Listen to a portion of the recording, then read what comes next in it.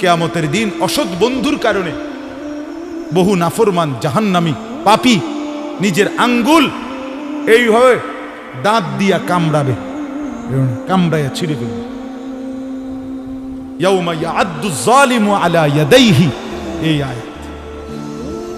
দাঁত কামড়াইয়া, আরে আঙ্গুল দাঁত দিয়া কামড়াইয়া ছিঁড়ে ফেলবে আর আফসোস করে বলবে, ইয়া লাইতানি লাম আত্তাখিজ ফুলানান খলিলা, হায় আমার মন্দ কপাল, যদি সেই অসভ্যকে বন্ধু না বানাইতাম।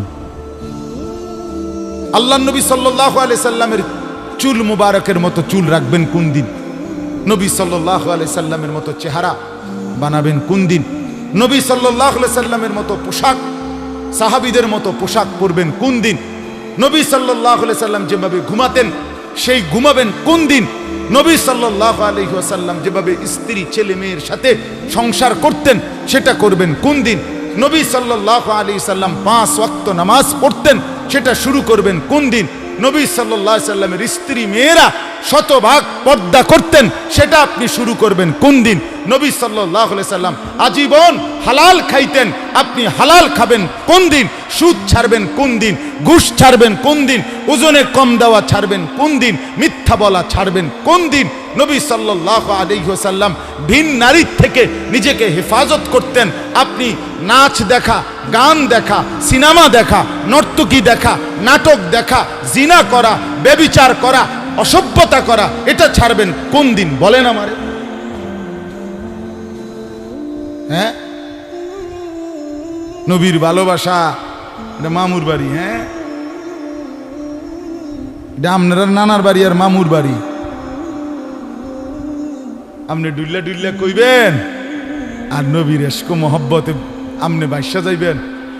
চেহারায়, সুরতে, আমলে, আখলাকে জিন্দিগির কোথাও রাসূলুল্লাহ সাহাবীদের তরিকা থাকবে না। আপনি নবী প্রেমিক হবেন, এত বড় মিথ্যা নিজের জন্য ফয়সালা করেন না। নিজের ব্যাপারে এত বড় ভুল করেন না বাপ, নিজের এত বড় ক্ষতি করেন না। অনুরোধ আমার ছেলেদেরকেও বলি, বাপ এই যৌবন, এই বয়স আল্লাহ তাআলা ইবাদতের জন্য দিয়েছেন। কোরআনুল কারীমে আল্লাহ তাআলা বলেন, সুম্মা নুখরিজুকুম তিফলান, আমি মানুষের সন্তানকে প্রথম মায়ের পেট থেকে বাচ্চা আকারে বের করি। সুম্মা লিতাবলুগু আশুদ্দাকুম, অতঃপর তার দেহে আমি আল্লাহ শক্তি দিতে থাকি, দিতে দিতে যৌবনে শক্তি পরিপূর্ণ করে দেই। তাহলে আল্লাহ তাআলা যুবককে শক্তি পূর্ণ দিয়েছেন, আল্লাহর কসম, শুধুই আল্লাহ তাআলার বন্দেগীর জন্য।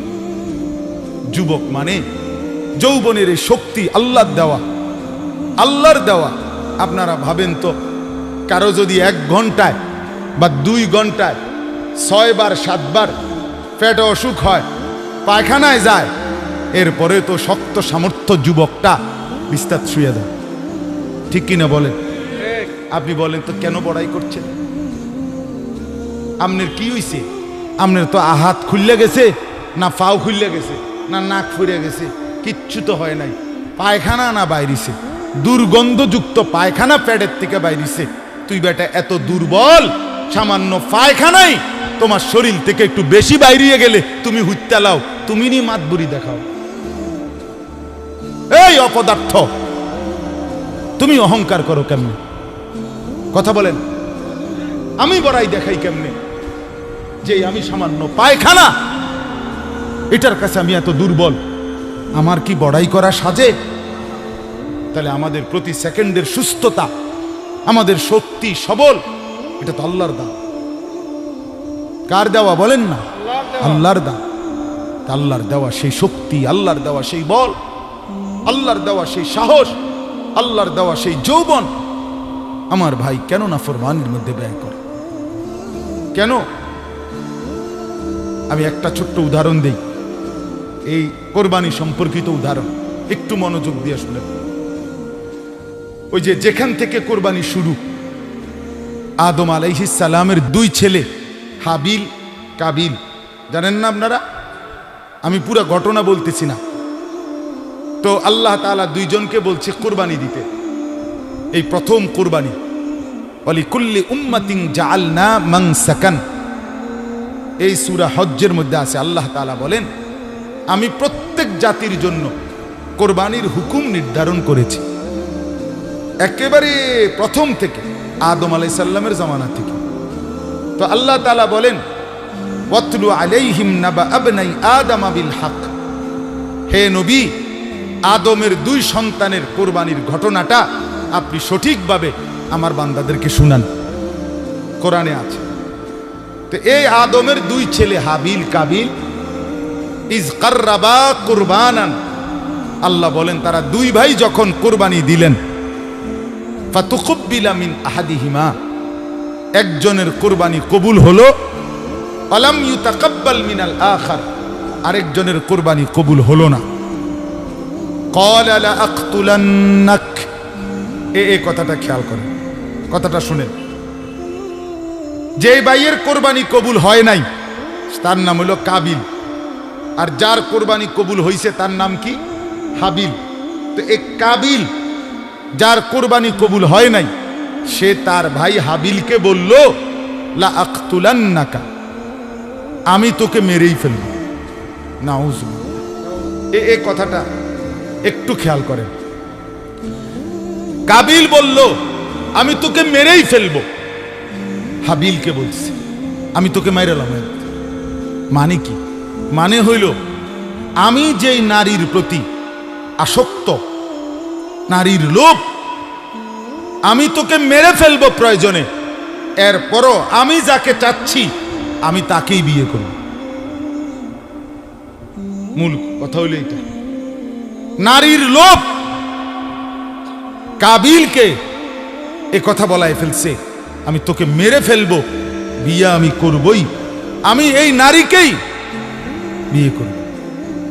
অথচ এই নারীকে বিয়ে না করতে নিষেধ করছে এক নম্বরে সরাসরি আল্লাহ, কারণ এটা আল্লাহর হুকুম। বিয়ের যেই পদ্ধতিটা আল্লাহ বলছে, কাবিল তার উল্টাটা করছে, চাচ্ছে, তাহলে এটা প্রথম কার হুকুম? দুই নাম্বার, আদম আলাইহিস সালাম উনি একজন নবী কিনা, তাহলে এটা নবীরও হুকুম। তিন নাম্বার, আদম আলাইহিস সালাম এই কাবিলের বাপ কিনা, এটা বাবারও হুকুম। চার নাম্বার, কোরবানি করো দুজনে, যারটা কবুল হবে তার সে বিয়ে করবে, এটা হলো আল্লাহর বিধান, মানে শরীয়ত। এটা কি? শরীয়ত। এই কাবিল, এই নাফরমান, নারীর লোভে সে বলল, আমি আল্লাহর হুকুমও মানি না, আমি নবীর হুকুমও মানি না, আমি বাপের কথাও মানি না, আমি শরীয়তও মানি না, আমি এরই বিয়ে করি। খেয়াল করছেন? নারীর আসক্তি, নারীর লোভ, হারাম প্রেম, হারাম ভালোবাসা, তারে কত জঘন্য পরিণতিতে নিয়ে গেছে। সে বলতেছে, আমি আল্লাহর হুকুমও মানি না, আমি নবীর হুকুমও মানি না, আমি বাপের হুকুমও মানি না, আমি শরীয়তও মানি না, আমি এরই চাই। এই আজকের যুবক, আজকের নওজোয়ান ছেলে মেয়েদের হালাত এটা। আমি আল্লাহকে মানি না, আমি রসুল মানি না, আমি মা বাবার সম্মান ইজ্জত, বংশের মর্যাদা, গ্রামের ইজ্জত কিচ্ছু মানি না। আমার দরকার আমার মোবাইল, আমার অশ্লীল ছবি, অবৈধ প্রেম, হারাম ভালোবাসা, কোনো মেয়ের সম্পর্ক, জিনা ব্যভিচারের সুযোগ, অশ্লীলতা, বেহায়াপনা, পার্ক, রেস্তোরাঁ, বিনোদন কেন্দ্র, হোটেল মোটেল, অথবা কোনো চিপা গল্লি, অথবা গোপন কোনো অসভ্য জায়গা। আমার দরকার নারী, আমি আল্লাহ মানি না, রসুল মানি না, মা বাপ মানি না, শরীয়ত মানি না, আমি চাই নারীর আসক্তি। এই জন্য যুবক নামাজও পড়ে না, রসুলের বিধানও মানে না, মা বাপের সম্মানের দিকেও খেয়াল করে না, বংশ মর্যাদা, এলাকা, ইজ্জত কিচ্ছু নাই। তার কথা হলো, আমার দরকার হলো নারী। নাউযুবিল্লাহ, নাউযুবিল্লাহ। কোরবানি আমাদেরকে শিখায়। তো হাবিল কি বলছে? ক্বালা ইন্নামা ইয়াতাকাব্বালুল্লাহু মিনাল মুত্তাকিন। হাবিল তখন বলল, কাবিলকে, ভাই তুমি আমার জীবন নিয়ে নিবা, আমি আমার জীবন দিয়ে দিচ্ছি। তবে বন্ধু হাবিল বলল, ভাই আমার, আমি জীবন দিবাও তাতেও কোনো আফসোস নাই, তবে মৃত্যুর পূর্বে তোমাকে বলে যাই কিয়ামত পর্যন্তের জন্য একটা কথা। কি কথা? হাবিল বললেন, ভাই আমার, কিয়ামত পর্যন্তের জন্য আমি বলে গেলাম, নিশ্চয়ই আল্লাহ কিয়ামত পর্যন্ত কুরবানি কবুল করবে তার, তাকওয়া থাকবে যার। ইন্নামা ইয়াতাকাব্বালুল্লাহু মিনাল মুত্তাকিন। আল্লাহ ভীতি, আল্লাহর ভয়, গুনাহ থেকে পবিত্র জীবন, আল্লাহর ইবাদতওয়ালা জীবন, এটা যার, তার কোরবানি কবুল। এজন্য গুনাহ থেকে যে বাঁচে না, আল্লাহর ইবাদত যে করে না, আমনের কোরবানি কবুল হবে না। দেনতেন নাই কান্না, এমনি গোস্ত খাইতেন পারবেন, জোশ হইব, গোস্ত জোশ হইব। রুডি খোলার দিলে রুডিও খোলার ধইব, এটি ঠিক আছে, এটি অসুবিধা হইতো না। অলিদ মরিচ দিলে এটি জোশ হইব, কিন্তু আসমানে যাবে না, আসমানে যাবে না, আল্লাহ কবুল করবে না। আল্লাহ কবুল করার জন্য আল্লাহ স্পষ্ট বলে দিছে, লান ইয়ানালাল্লাহা লুহুমুহা ওয়ালা দিমাউহা ওয়ালাকিন ইয়ানালুহুত তাকওয়া মিনকুম। বান্দা, গোশত আমি নেই না, রক্তও আমি নেই না, আমি শুধু তাকওয়া নেই। কি নেই? কথা বলেন না। তাকওয়া মানে গুনাহমুক্ত জিন্দেগি। তাকওয়া মানে কি? গুনাহমুক্ত জিন্দেগি। তাকওয়া মানে ইবাদত যুক্ত জিন্দেগি। গুনাহ হবে না, ইবাদত ছুটবে না। কোরবানির গরু কিনতে গিয়া আমনে জোহরও পড়লেন না, আসরও পড়লেন না, মাগরিবও পড়লেন না, এশাও পড়লেন না। কোরবানির দিন আড্ডি কোবাইতে গিয়া আমনে জোহরও পড়লেন না, আসরও পড়লেন না, মাগরিবও পড়েন না। এরপরে আমনে যদি আইয়া এই মাইকেও কন আমি আল্লাহর জন্য কোরবানি দিছি, আমরা বুঝছি না। হ্যাঁ, আমরা সিরা খাই, কথা কয় না। আমরা কি সিরা খাই? হ্যাঁ, আমরা ভাত খাই না। আমি তো এই এখনো ভাত খাই আইছি ওই মহিউদ্দিন নগর মাদ্রাসায়। রোজা ছিলাম সারাদিন, মাগরিব পইরা ভাত খাইছি। আমরা কি সিরা ভাই? যে কোরবানি করতে গিয়ে আপনার এতগুলো নামাজ ছুটে গেল, এটা তো স্পষ্ট আপনি আল্লাহর জন্য কোরবানি দেন নাই। আল্লাহর জন্য কোরবানি দিলে নামাজ ছুটে কেমন? কোরআন স্পষ্ট আছে। এই আয়াত আমি পড়ছি, এই দেখেন আল্লাহ তাআলা বলেন, ওয়াল বুদনা জাআলনাহা লাকুম মিন শাআইরিল্লাহ। এই তরজমা বললেই আমার কথা শেষ। রাত বেশি হওয়াতে আমি লম্বা করলাম না, আমার ইচ্ছা ছিল লম্বা বলার। আল্লাহ তাআলা বলেন, ওয়াল বুদনা জাআলনাহা লাকুম মিন শাআইরিল্লাহ। কোরবানির জন্য যে প্রাণীগুলো নির্ধারণ করা হয়, কোরবানির জন্য যখন কোনো প্রাণীকে নির্ধারণ করা হয়, উট, গরু, ভেড়া, বকরি, দুম্বা, মহিষ ইত্যাদি, আল্লাহ তাআলা বলেন ওইগুলো সাথে সাথে আমি আল্লাহর নিদর্শন হয়ে যায়।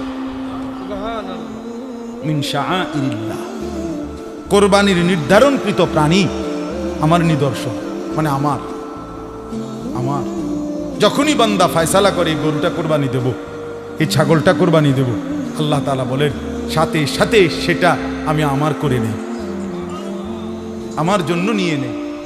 শাআইরিল্লাহ, আল্লাহর নিদর্শন। আল্লাহর নিদর্শন আমার ভাই, মসজিদ আল্লাহর নিদর্শন, তাফসীরের মধ্যে আছে। মাদ্রাসা আল্লাহর নিদর্শন, কাবা ঘর আল্লাহর নিদর্শন, এই কোরআনুল কারীম আল্লাহর নিদর্শন। আমাদের প্রিয় নবী সাল্লাল্লাহু আলাইহি ওয়াসাল্লামের 23 বছরের পুরা জিন্দেগি, সমস্ত কথা, সুন্নত, আমল সবগুলো আল্লাহর নিদর্শন। যেমন এই তাসবিহ আল্লাহর নিদর্শন, মিসওয়াক আল্লাহর নিদর্শন, দাড়ি আল্লাহর নিদর্শন, টুপি আল্লাহর নিদর্শন, পায়জামা পাঞ্জাবি আল্লাহর নিদর্শন, নামাজের মুসল্লা আল্লাহর নিদর্শন, মেহরাব আল্লাহর নিদর্শন, মিম্বর আল্লাহর নিদর্শন।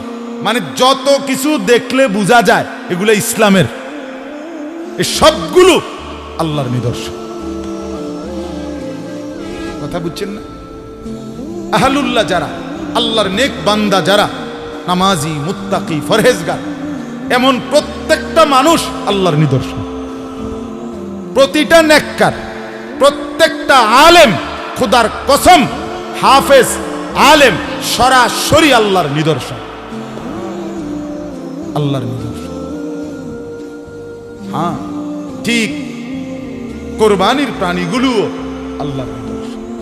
কোরআনে আছে, ওমান ইউআযযিম শাআইরাল্লাহ ফাইন্নাহা মিন তাকওয়াল কুলুব। আল্লাহর নিদর্শনকে যে সম্মান করবে, আল্লাহ বলেন, আমি আল্লাহ বললাম তার অন্তরে তাকওয়া আছে, এটা প্রমাণ বহন করবে। এটাই তার অন্তরে তাকওয়ার প্রমাণ, লোকটা মুত্তাকি, এটার প্রমাণ। এজন্য ফাঁকে বলে রাখি, মাদ্রাসাকে ভালোবাসা এই কারণে যে এখানে আল্লাহর কোরআন পড়ানো হয়, এখানে রসুলের সুন্নাহ পড়ানো হয়, এখানে সন্তানকে হাফিজে কোরআন বানানো হয়। আল্লাহর কসম, এটা আল্লাহর নিদর্শন। আপনাদের প্রত্যেকটা ইমানদারের করণীয় আপনাদের দিল থেকে মাদ্রাসাকে ভালোবাসা। এই জন্য আমার অনুরোধ, মাদ্রাসাকে আমি সব সময় বলি, আমার শায়েখ বলছে, আল্লামা মুফতি মুশতাকুন নবী সাহেব হুজুর বলছে, হে বাবারা, মুসলমান ভাই বোন, মুসলমান বাবা ভাই, কমপক্ষে এতটুকু আপনাদের কাছে অনুরোধ, কোন মসজিদ মাদ্রাসার ব্যাপারে আপনার নামে যেন এই কথা না আসে, এই লোকটা মসজিদের বিরোধী, এই লোকটা মাদ্রাসার বিরোধী। আল্লাহ দোহাই, এমন যেন না। বরং আমার শায়েখ বলেন, মাদ্রাসার সাথে তিনটি সম্পর্ক যেই মুসলমান রাখবে, কিয়ামতের দিন হাসরের মাঠে ওই মাদ্রাসাওয়ালারা ওই লোকটাকে তাদের পক্ষে, তাদের কাছে টেনে নিবে। কয়টা সম্পর্ক? এক, দোয়া। এক নাম্বার, যে মুসলমান দোয়া করবে, আল্লাহ মাদ্রাসা টিকায়া দেন। দুই, আতফাল, যে মুসলমান তার সন্তান বা অন্য কারো সন্তান বুঝাইয়া মাদ্রাসায় ভর্তি করাবে। তিন, আমওয়াল, যে মুসলমান তার কিছু মাল, সাদাকা, দান, আল্লাহর রাস্তায় সন্তুষ্টির জন্য মাদ্রাসায় দিবে। তাহলে দোয়া করলো, সন্তান দিল, দান করলো, এই তিনটি জিনিস যে মাদ্রাসার সাথে সম্পর্ক রাখবে, হাসরের ময়দানে এই হাফেজ আলেমরা আশা করা যায় ওই ভাই, ওই চাচাকে হাসরের মাঠে ডাক দিয়ে বলবে, আপনি আমাদের সাথে দাঁড়ান, আপনি আমাদের সাথে দাঁড়ান। এজন্য অনুরোধ আমার, মুফতি আব্দুল কাইয়ুম ভাই ঢাকা বড় মসজিদে মাদ্রাসা, বড় মাদ্রাসায় পড়াইতেন। নিজ মহল্লার মহব্বতে এলাকায় খেদমত করবে, তার দিলে আসছে, এই জন্যই আসছেন।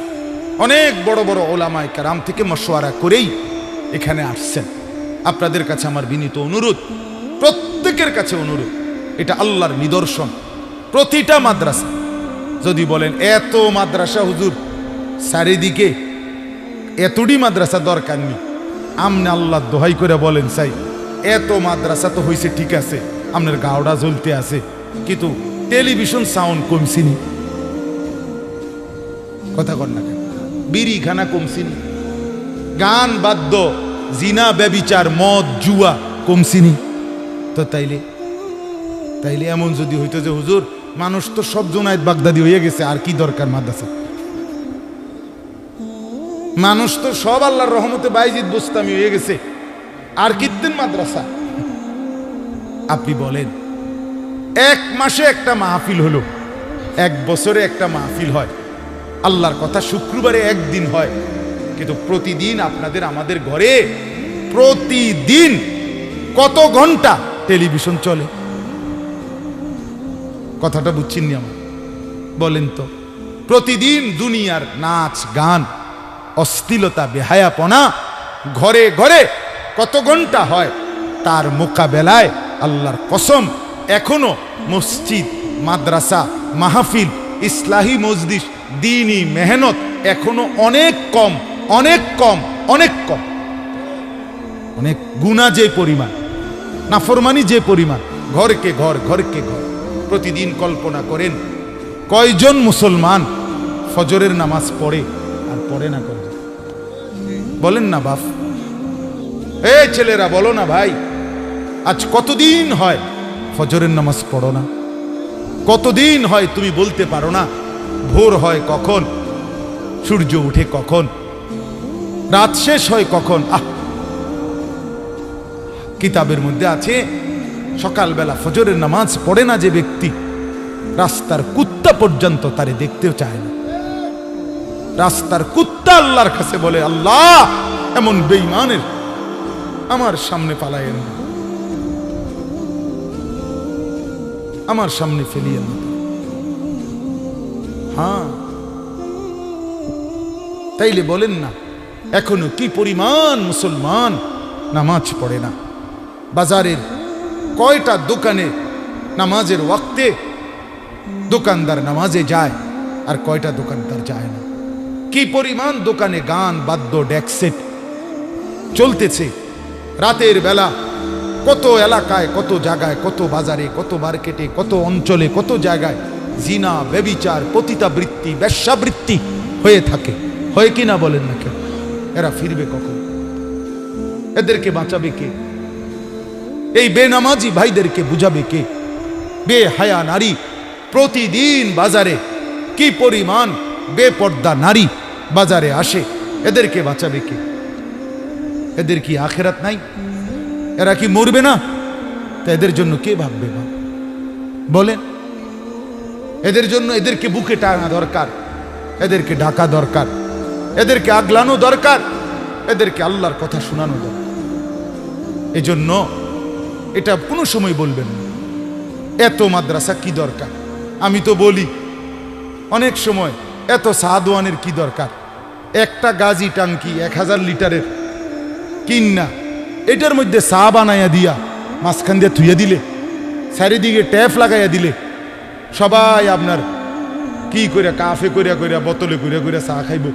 এতটি ছোট ছোট কেটলি প্রত্যেক দোকানে না দিয়া একটা গাজী টাঙ্কি লাগাই দিলে ভালো ছিল না? কথা কন না, বলেন না এত চা দোকানের কি দরকার? এতগুলোর কি দরকার? চা দোকান যে একসাথে 30টা, এক বাজারে কাপড়ের দোকান যে এক সিরিয়ালে 30টা, তো মাদ্রাসাও তো এক সিরিয়ালে 30টা হন দরকার। হেনে মাদ্রাসা হেনে মাদ্রাসা, এটা তার অসুবিধা নেই, এক সিরিয়ালে না হন দরকার, ডাইরেক্ট 30টা এক লগে থাকবে। কথা বুঝছেন না? তাইলে বুঝা গেল আল্লাহ তাআলার ইচ্ছা, আল্লাহর দয়ায় আল্লাহ তাআলা উম্মতের সুবিধার জন্য, মানুষের হেদায়েতের জন্য জায়গায় জায়গায় আল্লাহ তাআলা এখন কোরআনের বাতি জ্বালায় দিয়েছে। আলহামদুলিল্লাহ। আমার শায়েখ বলে, আল্লামা মুফতি মুশতাকুন নবী সাহেব হুজুর একটা দারুণ কথা বলে যে জিনা, ব্যভিচার, অশ্লীলতা, মদ, জুয়া মানুষের সমাজে এখন বেড়ে গেছে।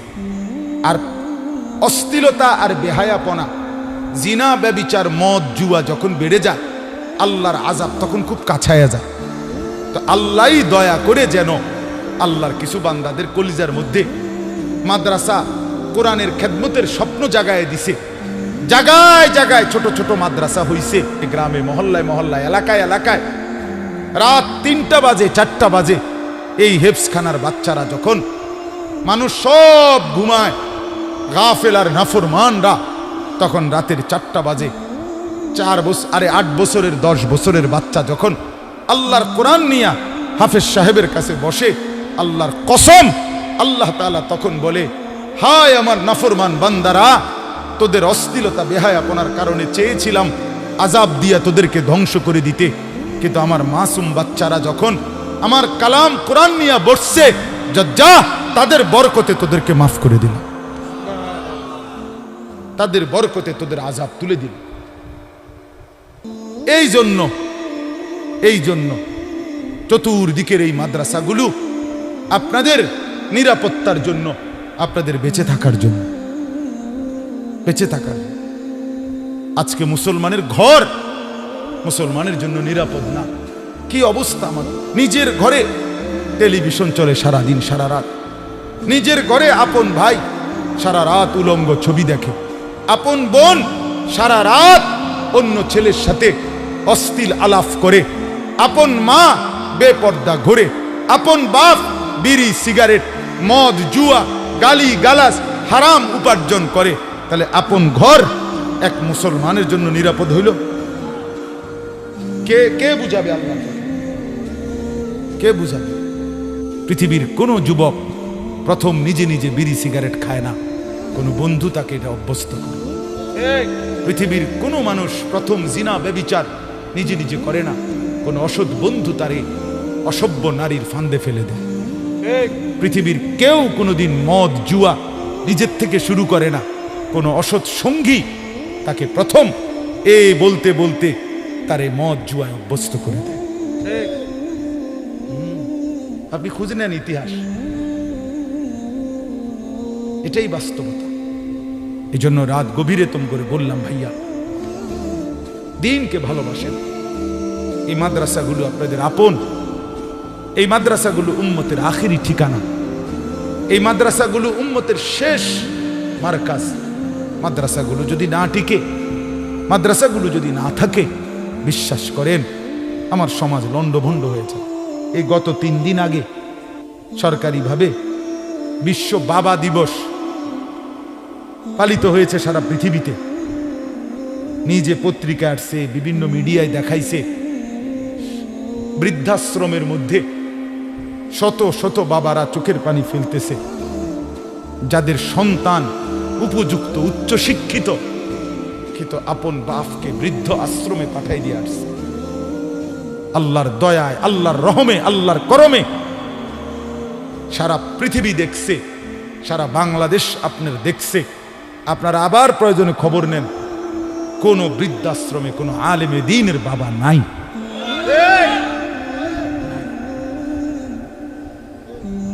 আমি নিজে দেখছি, ওই খবর পুরোটা শুনছি, ছবিগুলো দেখছি। তারা বলতেছে অস্ট্রেলিয়া থাকে সন্তান, বাবা ডাক্তার, MBBS ডাক্তার, বাবা চোখের পানি ফেলে বলতেছে জীবনের সব দিয়া সন্তান মানুষ করছি, আজ সেই সন্তান আমাকে বৃদ্ধাশ্রমে দিয়ে গেছে। হ্যাঁ মিয়া, জীবনের উপরে কদর করেন। ছেলেরা বাবা জীবন এভাবে নষ্ট করেন না। মুরব্বীদেরকেও বলি, সন্তানকে দিন শেখা, ছেলেকে মেয়েকে আল্লাহর কোরআন শেখা। বলেন ইনশাআল্লাহ। এই মাদ্রাসাকে ভালোবাসবেন তো ইনশাআল্লাহ? আল্লাহ তাআলা তৌফিক দান করেন। মাদ্রাসাকে মহব্বত করবেন, মাদ্রাসাকে ভালোবাসবেন। মৌলানা মুফতি দ্বীন মোহাম্মদ সাহেব বলছে, এই আমাদের মধ্যে এই শব্দ যে সুন্নি ওয়াহাবি, নবীর দুশ্মন, নবীর আশেক, এই ধোয়া তুলে উম্মতকে কোরআন এবং সুন্নাহর বিশুদ্ধ ইলম থেকে অনেক দূরে সরাই দিছে। গান বাদ্য নাচানাচি কুদাকুদি লাফালাফি, এটি বুঝি নবীর এশক? হ্যাঁ, একারে বুঝি মানুষের বিবেক কি এত মরে গেছে মিয়া, এত মরে গেছে। নাচে, জিকির করে, নাচে, লাফায়। আমার সেদিন একজনে কইতেছে, হুজুর জিকির করতে করতে লাফাইতে লাফাইতে যে সময় বল ফিরে যায়, তো একজনে কয় তাল ছাইরো না, বুঝছেন না আব্দুল কাইম? একজনে কি কয়, মানে একজনে কয়টার ভিতরে তাল ছাইরো না, মানে বল ফিরে গেল, একজন ধরে রাখো তাল, এরপরে হেরা আবার লাফাইব। আমি ও মা কি কথা তুমি শুনছি না, কয় তাল ছাইরো না। খানা আছে, ডেগে ডেগে খিচুড়ি আছে, অসুবিধা না, তাল চাইরো না, খানার অসুবিধা হইতো না। আল্লাহ আমাদেরকে মাফ করে দেন। অতএব কাউকে তুচ্ছতাচ্ছিল্য করা না, অবজ্ঞা করা না, উদ্দেশ্য এটা বুঝানো আল্লাহর কোরআন রাসূলের সুন্নাহ এটা অনুসরণ, আমার জীবনে বাস্তবায়ন, এর মধ্যেই কামিয়াবি, দুনিয়ার সুখ, আখিরাতের শান্তি। আল্লাহ তাআলা আমাদেরকে তৌফিক দান করেন, আল্লাহ আমাদেরকে কবুল করেন।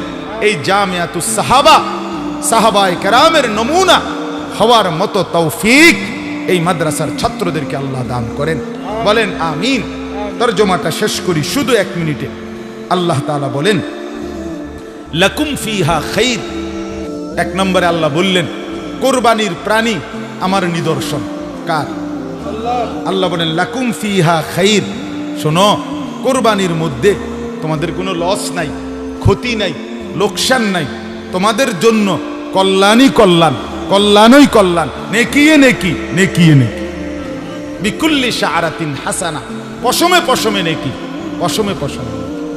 রক্ত প্রথম ফোঁটা মাটিতে পড়বার আগেই আরশে আজিমে আল্লাহর কাছে পৌঁছে যায়। অতএব এটার লস মনে করুন, লস না, খুশি খুশি দিলে। নবী বলছে ফাতিবু বিহা নাফসান, আমার উম্মত খুশি খুশি কোরবানি করো। কি কোরবানি করো? খুশি খুশি, আনন্দিত হইয়া।